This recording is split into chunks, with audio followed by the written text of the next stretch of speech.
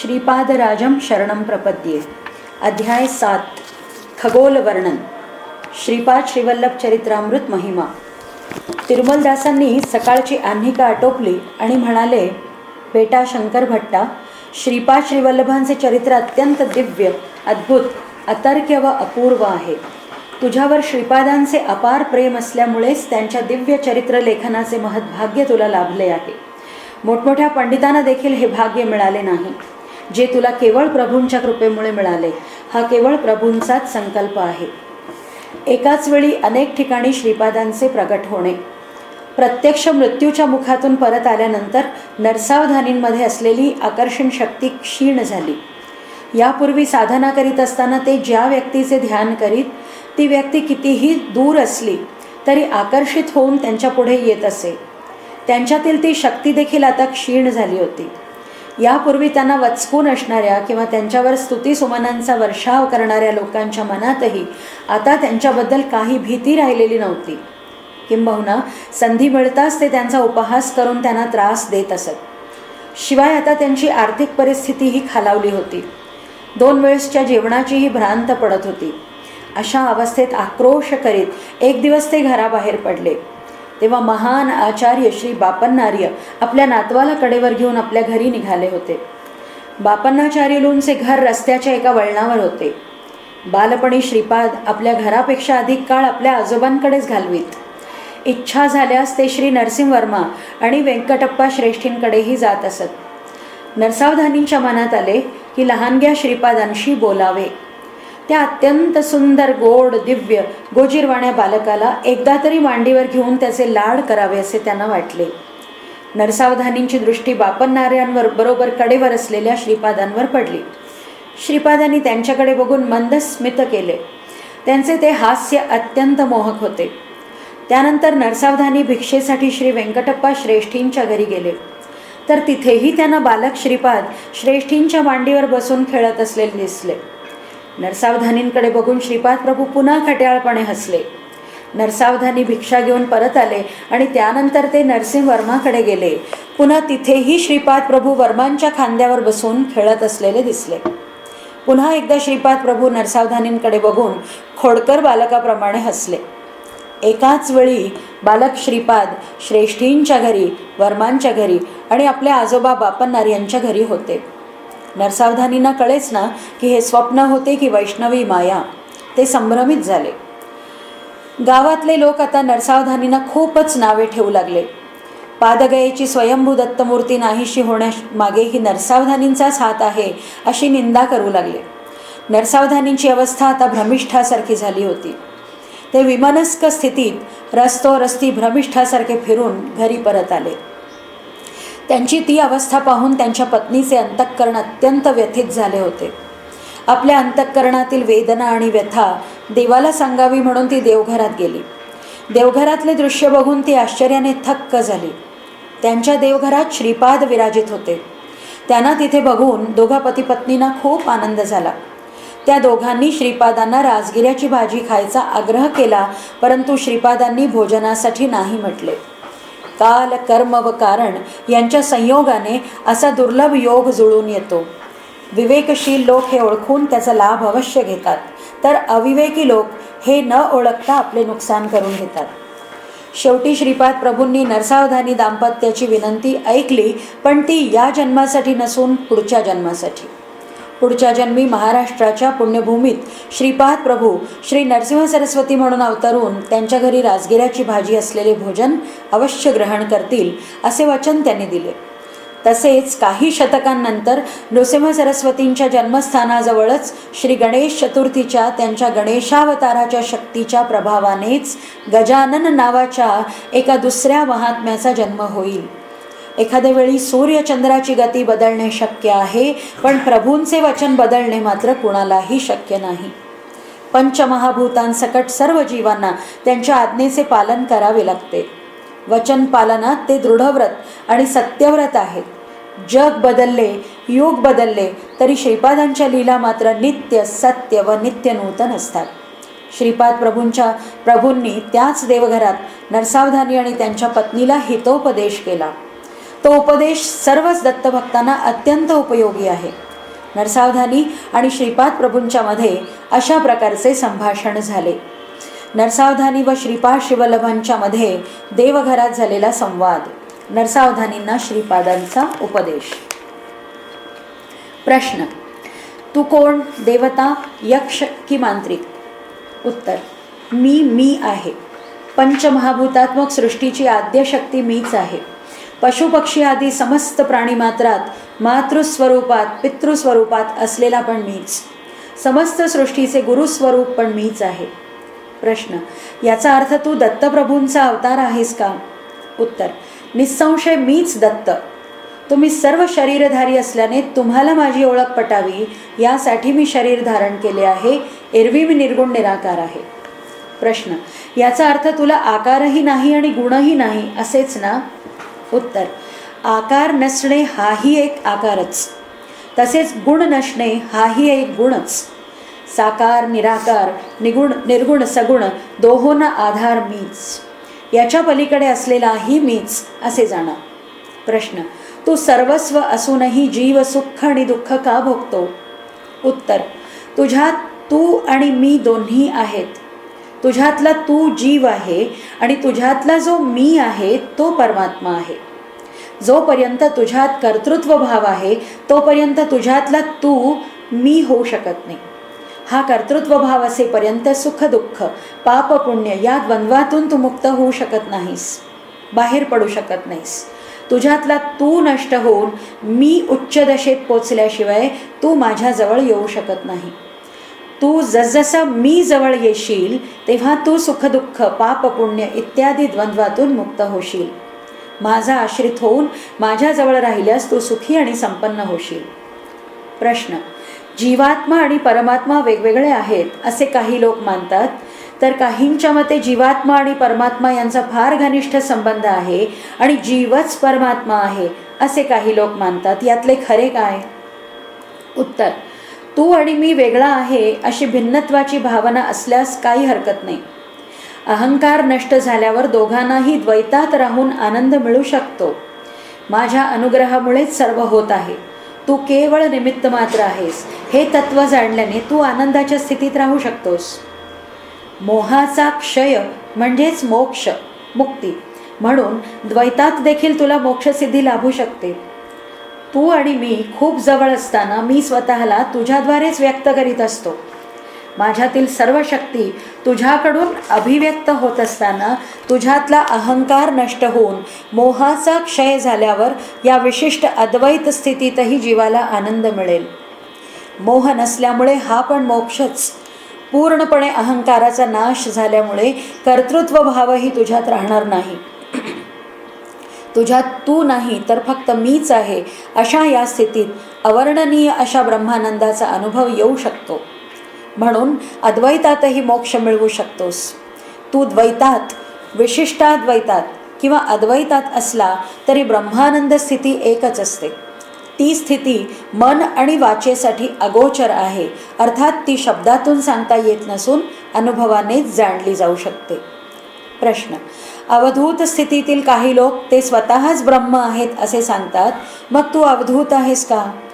उत्तर: नाही, मी अवधूत नाही. मी परब्रह्म आहे आणि ब्रह्म हेच सर्वस्व हा अवधूतांचा अनुभव आहे. पण मी तर ब्रह्म आहे आणि मी सर्वांतर्यामी असल्याची माझी स्थिती आहे. प्रश्न: तरी या सूक्ष्म भेदाचे रहस्य मला कळले नाही. उत्तर: समस्त प्रापंचिक बंधनातून मुक्त झालेले अवधूत माझ्यात लीन होऊन ब्रह्मानंदाचा अनुभव करीत असतात. त्यांच्यात व्यक्तित्व नसल्याने ते संकल्परहित असतात. या सृष्टीचा महासंकल्प व सृष्टीची महाशक्ती मीच आहे. जीव म्हणविणाऱ्या मायाशक्तीत पण मीच आहे. माझ्यात विलीन झालेल्या अवधूतांनाही माझी आज्ञा झाल्यानंतर परत जन्म घ्यावा लागतो. संकल्पयुक्त सत्य व ज्ञानानंद हे माझे स्वरूप आहे आणि संकल्परहित सत्य ज्ञानानंद हे त्या अवधूतांचे स्वरूप आहे. प्रश्न: भाजलेले बीज परत अंकुरित होत नाही.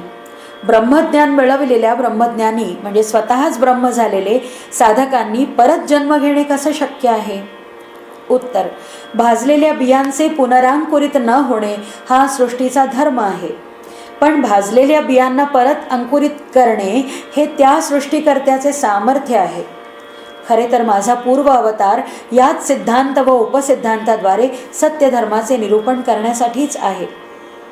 प्रश्न: दत्तप्रभू, हे श्रीपाद प्रभू, कृपा करून याचे विस्तृत वर्णन करून स्पष्ट करा. उत्तर: भूत, भविष्य, वर्तमान व सृष्टी, स्थिती, लय या अवस्थात्रयांच्या पलीकडे पोहोचल्यामुळे माझे वडील अत्री महर्षी म्हणून प्रसिद्ध झाले. सृष्टीतील कुठल्याही जीव वा वस्तुमात्राबद्दल लेशमात्र असूया किंवा द्वेष नसल्यामुळे माता अनसूया म्हणून विख्यात झाली. ब्रह्मा, विष्णू, रुद्र यांचा आधार व त्यांच्याही पलीकडे असणाऱ्या परमज्योती परमात्म्याच्या दर्शनासाठी अत्री महर्षींनी घोर तप केले. या परमज्योती परमात्म्याने आपल्या अमृत दृष्टीने सृष्टीतील प्रत्येक प्राण्यास व वस्तूस अवलोकन करून त्यावर अनुग्रह करावा यासाठी अनसूया मातेने तपाचरण केले. कर्मसूत्राप्रमाणे पाप व पुण्यास अनुसरून जीवाला सुख आणि दुःख भोगावे लागते. पण जीवाचे अधिक पापांचे फळ कमी व्हावे आणि अल्प पुण्याचे अधिक फळ मिळावे असा संकल्प करून माता अनसूया प्रार्थना करीत असत. त्यांनी आपल्या तपस सामर्थ्याने कठोर लोखंडाच्या चण्यांचे खाण्यायोग्य सजीव चण्यांमध्ये रूपांतर केले. खनिज पदार्थामध्ये चैतन्य पूर्णपणे निद्रावस्थेत असते. वृक्ष, झाडी इत्यादींमध्ये चैतन्य अर्धनिद्रावस्थेत असते, तर पशूंमध्ये पूर्ण चैतन्याच्या स्थितीमध्ये असते. मानवाच्या उत्क्रांतीचा क्रम असा आहे: प्रथम खनिज रूपात जन्म घेऊन नाश पावणे, त्यानंतर वृक्ष रूपात जन्म घेऊन नाश पावणे, त्यानंतर पशु आणि शेवटी मानव जन्म मिळणे. नंतर मानवाने विवेकी, ज्ञानी आणि वैराग्य संपन्न होऊन त्याच्या आत निद्रावस्थेत असलेल्या परमात्म शक्तीला जागृत करून मोक्ष मिळवावा. प्रकृतीच्या या परिणामक्रमाचे नियम परमात्म्याच्या अनुग्रहाने बदलू शकतात हे अनसूया मातेने सिद्ध केले आहे. त्रिमूर्ती रूपातील ब्रह्मा, विष्णू, महेश्वर जागृत चैतन्य शक्ती त्यांनी निद्रावस्थेत बदलून त्या शक्तीला त्यांनी बालरूप दिले.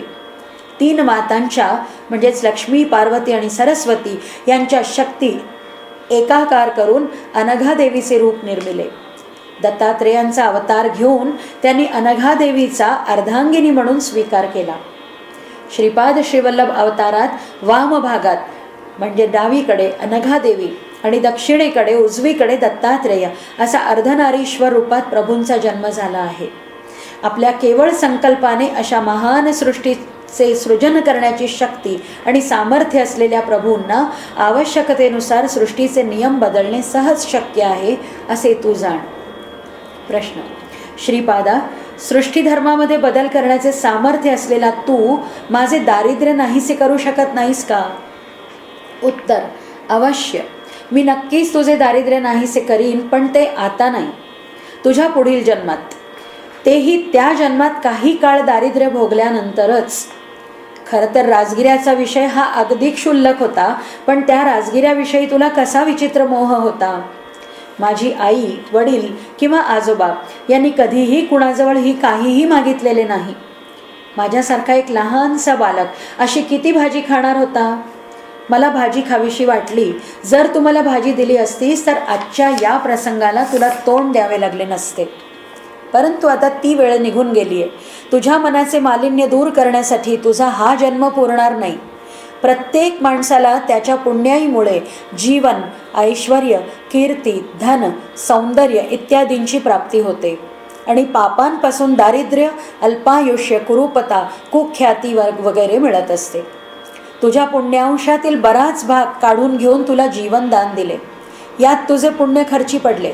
आता तुझ्या पापांचे प्रमाण अधिक झाल्याने तुला दारिद्र्य तर भोगावेच लागेल, पण तू स्वयंभू दत्तांची आराधना केली आहेस, त्यामुळे दारिद्र्यातही 2 वेळच्या तुझ्या जेवणाची सोय अवश्य होईल असा मी तुला आशीर्वाद देतो. दारिद्र्य असूनही त्याचा तुला फारसा त्रास होणार नाही. प्रश्न: अरे श्रीपादा, वर्णाश्रम धर्माप्रमाणे वर्तन असावे असे शास्त्र सांगते. तुझ्या आजोबांनी वैश्यांनाही वेदोक्त उपनयन करण्याचा अधिकार असल्याबद्दल जो निर्णय दिला तो चूक नाही का? उत्तर: सत्य ऋषीश्वरांच्या निर्णयात दोष काढण्याचा प्रयत्न केल्यामुळे तुझी जीभच छाटून टाकली पाहिजे. माझ्या आजोबांना तू काय समजतोस? लक्षात ठेव की ते साक्षात भास्कराचार्य आहेत.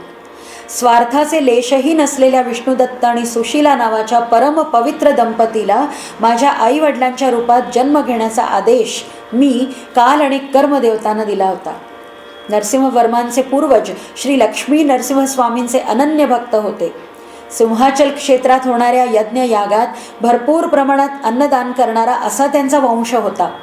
पिठिकापुरात माझ्या जन्म घेण्याच्या आधी एका क्रमपद्धतीने या घटना मीच घडवित होतो. या तिन्ही कुटुंबांचे आणि माझे जे ऋणानुबंध आहेत ते एका जन्मापुरते किंवा एका अवतार काळापुरते नाही. पिढ्यानपिढ्या या कुटुंबांवर माझा वरदहस्त राहील.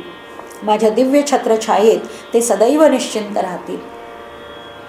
भक्तांना श्रीपादांचे अभय.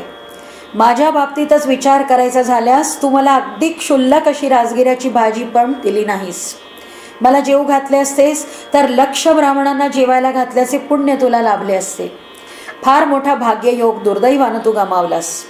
धर्म अधर्माबद्दल विवाद असल्यास शास्त्रांचाच आधार घ्यायला हवा, पण शास्त्रात सांगितलेले आचरण करणे योग्य की अयोग्य असा वाद झाल्यास निर्मळ अंतःकरण असलेल्या संत सत्पुरुषांचा निर्णय शास्त्रशुद्ध मानायला हवा. अशा महापुरुषांचे वचन वेदवाक्यासारखे आणि धर्मसंमत असते. अशा महापुरुषांनी अधर्मसंमत निर्णय देण्याचा प्रयत्न जरी केला तरी धर्मदेवता स्वतः त्यांना त्या मार्गावरून परावृत्त करून धर्मसंमत निर्णय देण्यास भाग पाडते. शास्त्राप्रमाणे हिंसा करणे हे पाप आहे, पण श्रीकृष्णाच्या साक्षीने जे युद्ध झाले ते धर्मयुद्ध मानले गेले. कौरव पांडवांच्या मध्ये झालेले युद्ध धर्मयुद्ध आणि ती युद्धभूमी धर्मक्षेत्र म्हणून प्रख्यात झाली. यज्ञ हे पुण्यप्रद आहे, पण परमात्म स्वरूप शिवाच्या आवाहनाशिवाय दक्षाने जो यज्ञ केला त्याचा शेवट युद्धात होऊन केवढा विध्वंस झाला. दक्षाचे डोके त्याच्या बाकी शरीरापासून वेगळे झाल्यावर त्याला बकऱ्याचे डोके लावावे लागले. रोग्याला पित्ताचा प्रकोप झाल्यास वैद्य लिंबू, आवळा इत्यादींचा उपचार करतो.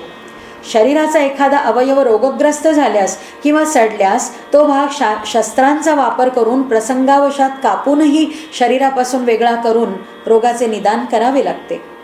मीही त्या वैद्यासारखाच आहे. माझ्यात देवताप्रमाणे राक्षसांचाही अंश आहे. उन्मत्त पिशाचांप्रमाणे व राक्षसांप्रमाणे माझे वर्तन असते. असे असूनही माझ्या अंतःकरणात जीवांविषयी अपार करुणा असल्याने तुमच्या स्वभावाप्रमाणे किंवा तुमच्या शुभ अशुभ कर्मांनुसार माझे वर्तन असते. अनन्य शरणागत अशा माझ्या भक्तांना मात्र मी कधीही अंतर देत नाही. दूर देशी राहणाऱ्या माझ्या भक्तांना मी माझ्या क्षेत्रात ओढून आणतो. ऋषींचे कुळ आणि नद्यांचे मूळ कधी शोधू नये. आदी पराशक्ती कन्यका परमेश्वरी रूपात वैश्यकुळात अवतरली नाही का? सिद्ध मुनींमध्ये वैश्यमुनी नाहीत का? ब्राह्मण, क्षत्रिय व वैश्यच नव्हे तर नियमांचे निष्ठेने पालन करणाऱ्या शूद्रांनाही वेदोक्त उपनयनाचा अधिकार आहे. उपनयन संस्कारामुळे तिसरा डोळा, ज्ञानाचा डोळा उघडला पाहिजे. अंतःकरण शुद्ध होऊन मन ब्रह्मज्ञानात मग्न झाले पाहिजे. तुझे मन तर शाकज्ञानातच पूर्ण निमग्न आहे. ब्रह्म ही काही किंमत देऊन बाजारात मिळणारी वस्तू नव्हे. या जन्मात ब्राह्मण कुळात जन्माला आलेली व्यक्ती पुढच्या जन्मात चांडाळाच्या घरी जन्माला येऊ शकते. त्याचप्रमाणे या जन्मी चांडाळाच्या घरी जन्म घेतलेल्या व्यक्तीला पुढचा जन्म ब्राह्मणाचाही मिळू शकतो. ब्रह्मवस्तू हे असे गूढ आहे जे धर्म, जात, देश आणि काल यांच्या पलीकडे आहे असे समज. देव भावप्रिय आहे, बाह्य प्रिय नाही. त्याला अंतरीच्या भावना प्रिय असतात, बाह्य रूप नव्हे. तुमच्या भावानुसार दैव कार्य करीत असते. ब्रह्मज्ञानाचा उपदेश करीत असताना मी ब्राह्मण असतो. भक्तांच्या योगक्षेम व अनुग्रह इत्यादी गोष्टींच्या विचारासाठी दरबारात असताना मी क्षत्रिय असतो. प्रत्येक जीवाला आपापल्या पापपुण्य कर्माप्रमाणे त्याचे फळ मिळत असते. प्रत्येक जीवाच्या या कर्मांचा हिशेब माझ्याकडे असतो. पापपुण्यांच्या फळांचा अत्यंत काटेकोरपणे वाटप करताना मी वैश्य असतो. भक्तांचे कष्ट आपल्या शरीरामध्ये शोषून त्यांना सुख आणि शांती देताना मी सेवाधर्माने वागतो, तेव्हा मी शूद्र असतो. जीवांचे पापक्षालन करीत असताना मी रजक होतो. मृत्यूच्या नंतर जीवाला चिताग्नी देऊन त्याचे शरीर भस्मीभूत करून त्याला उत्तम गती देतो, तेव्हा मी चांडाळ होतो. आता सांग, मी कुठल्या जातीचा किंवा कुठल्या वंशाचा आहे? प्रश्न. श्रीपादा, क्षमा कर. मी खरोखरच अज्ञानी आहे. समस्त जीवांचा आधार असलेला तू तर साक्षात दत्तप्रभूच आहेस. आता सृष्टीची निर्मिती कशी झाली हे सांगून मला कृतार्थ कर. लोकालोक वर्णन. आजोबा, स्वर्गात 88,000 गृहस्थ मुनी आहेत आणि पुनरावृत्ती हा त्यांचा धर्म आहे. धर्मप्रचारासाठी ते बीज रूपाने असतात. परमात्म्याच्या अपरिमित शक्तीच्याच एका अल्प अंशाने सृष्टीच्या रचनेसाठी ब्रह्मदेवाची उत्पत्ती झाली. परमात्म्यापासून सर्वव्यापी असे जल निर्माण झाले. परमात्म्याच्या तेजापासून त्या जलात कोट्यावधी स्वर्णकांतीयुक्त अंड उत्पन्न झाले. त्यातील एक अंड आपण राहत असलेले ब्रह्मांड आहे. या ब्रह्मांडाच्या आतल्या भागात अंधकार असून तेथे परमात्म्याचे तेज मूर्तिमान झाल्यामुळे ते अनिरुद्ध नावाने विख्यात झाले. या अंडाच्या आतील अंधकार परमात्म्याने आपल्या भव्य तेजाने नष्ट केला. त्यामुळे वेदांमध्ये याचे वर्णन हिरण्यगर्भ, सूर्य, सविता, परंज्योती इत्यादी नावांनी केले गेले आहे. त्रेतायुगात पीठिकापूर येथे भारद्वाज महर्षींनी अनेक कोटी ब्रह्मांडे व्याप्त अशा दत्तात्रेयांच्या तेजाला उद्देशून सवितृकाठक चयन नावाचा यज्ञ केला होता. सत्यलोकात निरामय नावाचे एक महत्त्वाचे स्थान आहे. त्रिखंड सोपानात वसु, रुद्र, आदित्य नावाच्या पितृगणांचा वास आहे. ते निरामय स्थानाचे संरक्षक आहेत, कारण ब्रह्मलोक या नावाने ओळखल्या जाणाऱ्या या स्थानावर चतुर्मुख ब्रह्माचे निवासस्थान आहे. त्याला विद्यास्थान किंवा मूल प्रकृती स्थान असेही म्हटले जाते. त्याच्यावर महाकैलास आणि त्याच्यावर कारण वैकुंठ आहे. जनलोकातील अंबावतीपुरात सनक सनंदनादी ऋषींचा वास आहे. महरलोकामध्ये ज्योतिष्मतीपुरात सिद्धादिगणांचा वास आहे. स्वर्लोक म्हणून ओळखल्या जाणाऱ्या स्वर्गलोकात अमरावतीपुर येथे देवेंद्रादी देवतागण राहतात. खगोलाशी संबंधित ग्रह नक्षत्रादी असलेल्या भुवरलोकात रथंतरपुरात विश्वकर्मा नावाचा देवशिल्पी असतो. आजोबा, भूलोकात 2 भाग आहेत. मानवांचा वास असलेला एक भाग आहे ज्याला भूगोल असे म्हणतात आणि दुसऱ्या भागाला महाभूमी असे म्हणतात. ही महाभूमी भूगोलाच्या दक्षिण दिशेला 5 कोटी ब्रह्मांड योजन दूर आहे. मर्त्यलोकात भूलोक आणि भुवरलोक आहेत आणि त्यात महाभूमीचा पण समावेश आहे. पाताळात अतल, वितल, सुतल, रसातल, तलातल, महातल व पाताल हे 7 लोक आहेत. थोडक्यात या व्यवस्थेला स्वर्ग, मर्त्य व पाताळ असे म्हटले आहे. आपण राहत असलेल्या पृथ्वीच्या खाली महाभूमी आहे. उंच असलेला गोल पृष्ठभाग असे त्या महाभूमीचे स्वरूप आहे. त्यामुळे महाभूमीच्या वरच्या भागावर सूर्य, चंद्र निरंतर प्रकाशत असतात. नेहमीच उजेड असल्या कारणाने तिथे काल निर्णय शक्य नाही. या महाभूमीवर 7 समुद्र आणि 7 द्वीप आहेत. जंबूद्वीप फक्त या महाभूमीवरच आहे. सृष्टी निर्माण होण्याआधी समस्त लोक जलमय होते. प्रजापती सृष्टी रचनेसाठी तपाचरण करीत असताना त्यांना पाण्यावर तरंगणाऱ्या पुष्कर पर्णाचे दर्शन झाले. प्रजापतींनी वराह रूप धारण करून पुष्कर पर्णाजवळ पाण्यात खाली गेल्यावर त्यांना महाभूमी दिसली. तिथून त्यांनी आपल्या धारदार सुळ्यांनी थोडी ओली माती उकरून आणली आणि पुष्कर पर्णावर ठेवली. नंतर त्याचे नाव पृथ्वी असे झाले. आजोबा, यालाच पृथ्वी म्हणतात. महाभूमी आणि पृथ्वी यात 5 कोटी ब्रह्मांड योजन एवढे अंतर आहे. सर्वसाधारणपणे 1 योजन म्हणजे 10 मैल. महाभूमी 50 कोटी योजन विस्तीर्ण आहे. जंबूद्वीप नावाचे द्वीप या महाभूमीवर आहे. त्यात 9 खंड आहेत. देवखंडात देवता राहतात. गभस्त्यखंडात भूते राहतात. पुरुषखंडात किन्नर, भरतखंडात मानव, शरभखंडात सिद्ध, गंधर्वखंडात गंधर्व, ताम्रखंडात राक्षस, शेरुखंडात यक्ष आणि इंदुखंडात पन्नगांचा वास आहे. महाभूमीत असलेल्या जंबूद्वीपाच्या दक्षिण भागात भरतखंडात भरतपुरात वैवस्वत, मनु, भूऋषी मानवांसमवेत राज्य करीत आहेत. महाभूमीत जसे जंबूद्वीप आहे तसेच भूगोलातही जंबूद्वीप आहे.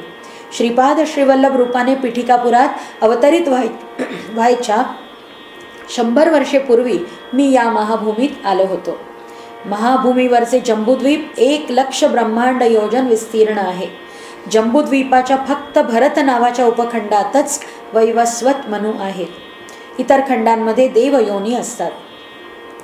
जंबूद्वीपावर सूर्याच्या कोवळ्या किरणांचा प्रकाश उष्णता व थंडी सौम्य असल्याने तिथले वातावरण अत्यंत आल्हाददायक असते. तिथे रात्र आणि दिवस असा भेद नाही. महाभूमीचे जंबूद्वीप 1,00,000 योजन विस्तारलेले आहे.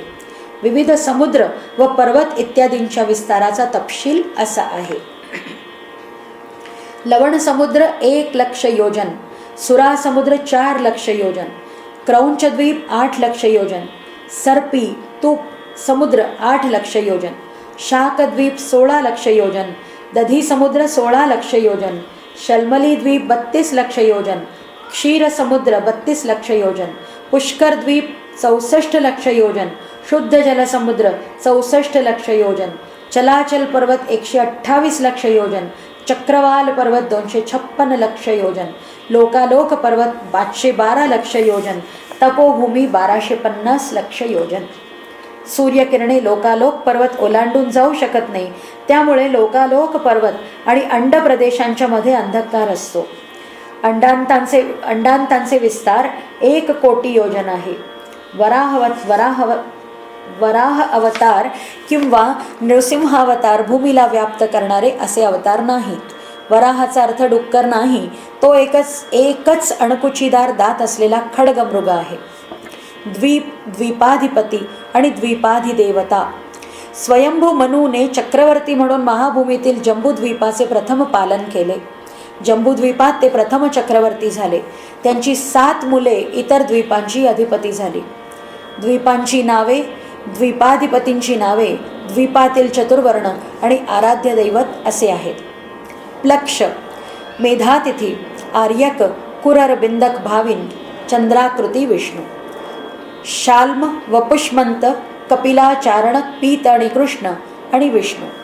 कुश, ज्योतिष्मंत, दमी, शुष्मिण, स्नेह, मंदेह, ब्रह्म. क्रौंच, द्युतिमंत, पुष्कर, पुष्कल, धन्य, पिष्य आणि रुद्र. शाक, हव्य, मंग, मागध, मनस, मंद, सूर्य भगवान. प्लक्षद्वीपाचे मेधातिथी, शल्मल द्वीपाचे वपुष्मंत, कुशद्वीपाचे ज्योतिष्मंत, क्रौंचद्वीपाचे द्युतिमंत, शाकद्वीपाचे हव्य, पुष्करद्वीपाचे सवन हे पहिले चक्रवर्ती होत.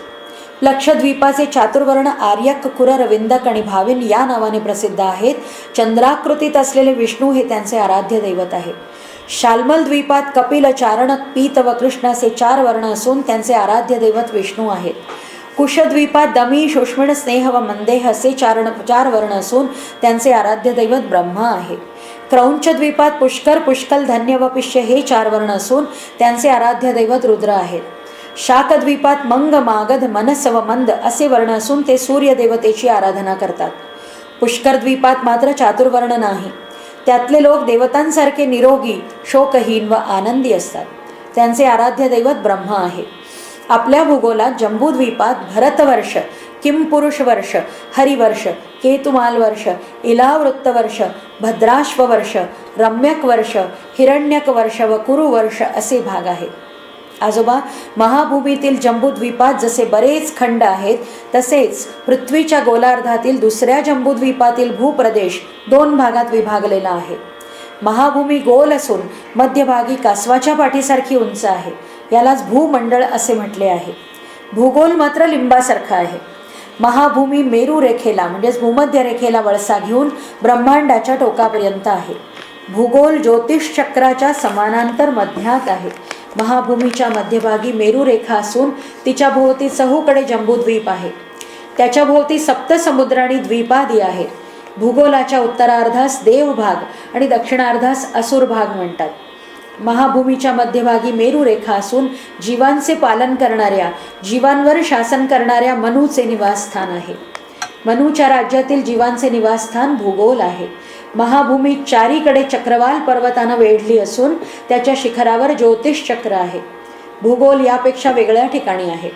सप्त कक्षांनी आवृत्त असलेले ज्योतिष चक्र भूगोलाची रोज एक प्रदक्षिणा करते. महाभूमीत शीत, उष्ण इत्यादी वातावरणातील बदल कमी असून नित्य दिवस असल्याने काळभेद नाही. भूगोलात याच्या उलट असते. सत्कृत्यांच्या पुण्यफळाने महाभूमीवर पोहोचणे शक्य आहे. तिथे लोकांच्या पापपुण्याचा विचार करून सदाचरणी आणि दुराचरणी तत्वे प्रस्थापित केली जातात. भूगोल ही पुण्यप्राप्तीसाठी कर्मभूमी आहे. स्थूल शरीरधारी या पृथ्वीवर राहतात. महाभूमीवर मनु प्रलयाशिवाय इतर लहान प्रलय उद्भवत नाही. भूगोलात मात्र युग प्रलय, महायुग प्रलय, मनु प्रलय इत्यादी होत असतात. महाभूमीला धात्री, विधात्री या नावानेही ओळखतात आणि भूगोलाला मही, उर्वी, क्षिती, पृथ्वी, भूमी असेही म्हणतात. आजोबा, आता मी तुम्हाला पाताळ लोकांविषयी सांगतो ते ऐका. अतल लोकात पिशाचगण, वितल लोकात गुह्यक, सुतल लोकात राक्षस, रसातल लोकात भूत, तलातल लोकात यक्ष, महातल लोकात पितृदेवता आणि पाताळात पन्नग राहतात. लोकातील निवासी, लोकाधिपती व खंडांचे विवरण. वितल लोकाचा व नवनिधींचा अधिपती कुबेर आहे. कुबेर ब्रह्मांडाचा कोशाधिपती असून उत्तर दिशेचा अधिपती आहे आणि वितल लोकातील अलकापुरी त्यांची राजधानी आहे. याच वितल लोकातील मेरूच्या पश्चिमेस योगिनीपूर हे मय नावाच्या राक्षसाचे निवासस्थान आहे. मय हा राक्षसांचा शिल्पकार असून त्यानेच त्रिपुरासुरासाठी आकाशात संचार करणारे निवास त्रिपूर हे बांधून दिले होते. सुतल लोकातील वैवस्वतपुरात यमाचे आधिपत्य असून तो दक्षिण दिशेचा अधिपती आहे. या नगराच्या प्रवेशद्वाराजवळच अग्निहोत्रा नदी आहे. या नदीला वैतरणी असे म्हणतात.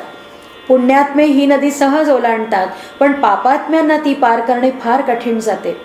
रसातल लोकात पुण्यनगर या ठिकाणी निवृत्ती नावाच्या दैत्याचे राज्य असून तो नैऋत्य दिशेचा अधिपती आहे. तलातल लोकात धनिष्ठापुरात पिशाच्य गणांसोबत वेताळ राहतो. महातल लोकामध्ये कैलासपुरीत सर्व भूतगणांसह कात्यायनीपती ईशान राहत असून ते ईशान्य दिशेचे अधिपती आहेत.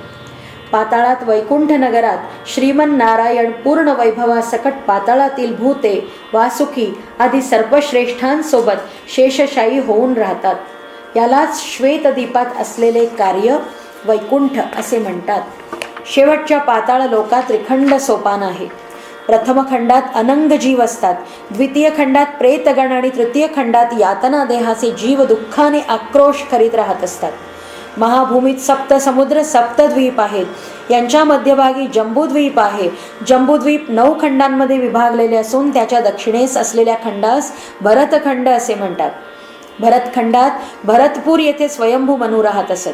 अनेक पुण्यात्मा, ऋषीगण आदींवर स्वयंभू मनूचे शासन असून ते लोकांचे व्यवस्थापन करून सदाचरणी व दुराचरणी तत्वे प्रस्थापित करतात. महाभूमीवर सप्तद्वीपाभोवती चराचर, चक्रवाल, लोकालोक असे पर्वत स्वर्गलोकापर्यंत व्यापून आहेत. या पर्वतांमधून कुठल्याच किरणाचा प्रकाश जाऊ शकत नाही. महाभूमीच्या खाली 7 अधोलोक आहेत. यांना सप्त पाताळ असे म्हणतात. अतल लोकात पिशाच्य राहतात. वितल लोकातील अलकापुरी येथे कुबेराचा वास आहे आणि योगिनीपुरात राक्षसांसमवेत मय असतो. सुतल लोकात राजा बली आपल्या कुटुंबासह असतो. वैवस्वतपुरात यमाचे निवास असून येथील विविध नरकात पापी जीव यातना भोगतात. रसातल लोकात पुण्यपूर येथे निवृत्ती भूतगणांसह राहतात. तलातल लोकात धनिष्ठापुरात वेताळ राहतो आणि कैलासपुरात रुद्र, महातलात पितृदेवतांचा वास आहे. पाताळात श्वेतद्वीप वैकुंठ असून तिथे नारायणाचा वास आहे. मेरूच्या खालच्या भागात अनंग जीव, प्रेतगण व यातना देह असतात. निरालंब सुच्याग्रस्थानी महापातकी असतात. भोजन केल्यानंतर रौरवे पुण्यनिलये पद्मार्बुद निवासिनाम अर्थीनाम उदकम दत्तमक्षय्यमुपतिष्ठतु हा मंत्र म्हणून उत्तरापोषणात यांनाच उदक दिले जाते. लोकांचे नाव, त्यांचे विस्तृत वर्णन. भूलोकातील भूगोल व महाभूमी हे वेगवेगळे आहेत हे लक्षात घे. भूगोल बिंदूच्या वर ऊर्ध्व ध्रुव स्थानापर्यंतच्या प्रदेशात मेरुरेखेस प्रकाशमान करणारे सूर्यलोक होय. हेच सूर्याचे निवासस्थान. हे सूर्य ग्रहमंडळ नव्हे. याचप्रमाणे चंद्रलोक भूमध्य बिंदूपासून 2 लक्ष ब्रह्मांड योजन, अंगारक लोक 3 लक्ष ब्रह्मांड योजन, बुधलोक 5 लक्ष ब्रह्मांड योजन, गुरुलोक 7 लक्ष ब्रह्मांड योजन, शुक्रलोक 9 लक्ष ब्रह्मांड योजन, शनैश्चर लोक 11 लक्ष ब्रह्मांड योजन, राशी आदी देवतालोक 12 लक्ष ब्रह्मांड योजन, नक्षत्रादी देवतालोक 13 लक्ष ब्रह्मांड योजन, सप्तऋषी लोक 14 लक्ष ब्रह्मांड योजन, ध्रुवलोक 15 लक्ष ब्रह्मांड योजन अंतरावर आहेत. याचप्रमाणे भूमध्य बिंदूपासून वेगवेगळ्या अंतरावर स्वर्गलोक, महरलोक, जनलोक, तपोलोक, सत्यलोक हे आहेत. भूमध्य बिंदूपासून ब्रह्मांडाच्या भोवती असलेली अंडभित्ती म्हणजे भिंतीसारखे अंडांतापर्यंत 24,50,00,000 ब्रह्मांड योजनांचे अंतर आहे. भूमध्यबिंदूपासून अंडभित्तीच्या बाहेरपर्यंत 25,50,00,000 ब्रह्मांड योजनांचे अंतर आहे. भूलोक, भूवरलोक व स्वरलोक महाप्रलयात नष्ट होतात. स्वरलोकाच्या वर असलेला महरलोकाचा काही भाग नष्ट होतो व काही भाग स्थिर असतो. जन, तप व सत्यलोक ब्रह्माच्या आयुष्याच्या शेवटी नाश पावतात. स्वर्ग म्हणजे स्वरलोक, महरलोक, जनलोक, तपोलोक, सत्यलोक व अंडभित्तीपर्यंतचा प्रदेश. दत्त म्हणजे कोण? नरसन्न आजोबा, दत्त तत्वाचा अनुभव येण्यासाठी कितीतरी लक्ष जन्म घ्यावे लागतील. अनंत कोटी ब्रह्मांड व्यापून असलेल्या तत्वाच्याही पलीकडे असलेली एकमेव तेजस्वी महाराशी म्हणजे दत्त असे समजा. तेच दत्तप्रभू तुमच्या समोर श्रीपाद श्रीवल्लभ रूपात आहेत असे जाणा. श्रीपाद प्रभूंचा हा हितोपदेश ऐकून नरसावधानी आणि त्यांची पत्नी थक्कच झाले. 1 वर्षाच्या मुलाकडून अधिकारवाणीने अशा महत्त्वाच्या आणि गहन विषयाचे वर्णन ऐकून आणि ते स्वतः दत्त असल्याविषयीचे त्यांचे निरूपण ऐकून नरसावधानी आणि त्यांची पत्नी गदगद झाले आणि भावावेग न आवरता आल्यामुळे रडू लागले. त्यांनी त्या दिव्य बालकाच्या चरणकमलांना स्पर्श करण्याची इच्छा व्यक्त केली, पण श्रीपादांनी ती नाकारली. ते दोघेही पतिपत्नी दिंगमूढ होऊन त्याच जागेवर खिळून बसले. श्रीपाद प्रभू पुढे म्हणाले, मी दत्त आहे. अनंत कोटी ब्रह्मांडांमध्ये व्याप्त एकमेव तत्व मीच आहे. दिशा हेच माझे वस्त्र म्हणून मी दिगंबर आहे.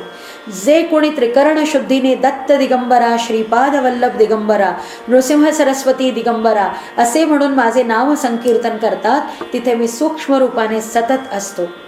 माझे आजोबा श्री बापन्नार्य परप्रांतातून पादगया क्षेत्रात श्राद्धादी कर्म करण्यासाठी येणाऱ्या लोकांच्या भोजन आणि निवासाची सोय करीत असता तुम्ही त्यांची चेष्टा केली. कुठे आहे तुझा स्वयंभू दत्त, अदृश्य झाला का असे म्हणून त्यांची अवहेलना तुम्ही केली. तो दत्तही मीच आहे. माझ्या जन्मस्थळी या पवित्र घरात राहणारे लोक नक्कीच पवित्र होतील. त्यांच्या पूर्वजांना अवश्य पुण्यलोक प्राप्त होईल. जिवंतच नव्हे तर मेलेल्या लोकांचाही योगक्षेम वहन करणारा मीच आहे. मला जन्म आणि मरण दोन्ही सारखेच आहे. स्वयंभू दत्तात्रेयाची आराधना केल्याचे फळ हेच का अशी व्यथा तुझ्या मनात आहे ना? ती दत्तमूर्ती गायब करण्याचा जो आरोप तुझ्यावर आहे तो जाण्यासाठी तुला लवकरच स्वयंभू दत्ताचे दर्शन होईल आणि त्या दत्तमूर्तीची प्रतिष्ठापनाही लवकरच होईल. तुझे आयुष्य मी वाढवून दिले आहे, तेव्हा सतत दत्त महाराजांचे ध्यान कर. पुढील जन्मात तुझ्यावर माझी कृपा असेल असे आश्वासन आज मी देत आहे. या जन्मात माझ्या पादुकांचा स्पर्श करण्याएवढे पुण्य तुझ्याकडे आता उरले नाही. अनंत कोटी ब्रह्मांडांची उत्पत्ती, रक्षण आणि लय करणारा एकमेव प्रभू मी. माझ्या वरदहस्ताने मी तुला आशीर्वाद देत आहे. महाभयंकर अशा गर्जनेसह श्रीपाद प्रभूंच्या शरीरातील अणुपरमाणूंचे विघटन होऊन श्रीपाद प्रभू अदृश्य झाले. बाबा रे शंकरा, श्रीपाद प्रभूंनी त्यांच्या नावाच्या शेवटी दिगंबर नाव जोडून जप करण्याचे मर्म अशा प्रकारे सांगितले. त्यांचे सर्वव्यापी निराकार तत्व साकार कसे झाले हा विषय आपल्या कल्पनेपलीकडचा आहे. राजस सुंदर बालरूप घेऊन आलेल्या त्या जगतप्रभूंनी लहानपणापासूनच केलेल्या लीलांचा अंत कुठे आहे? श्रीपाद श्रीवल्लभांचा जय जयकार असो. अध्याय 7 समाप्त.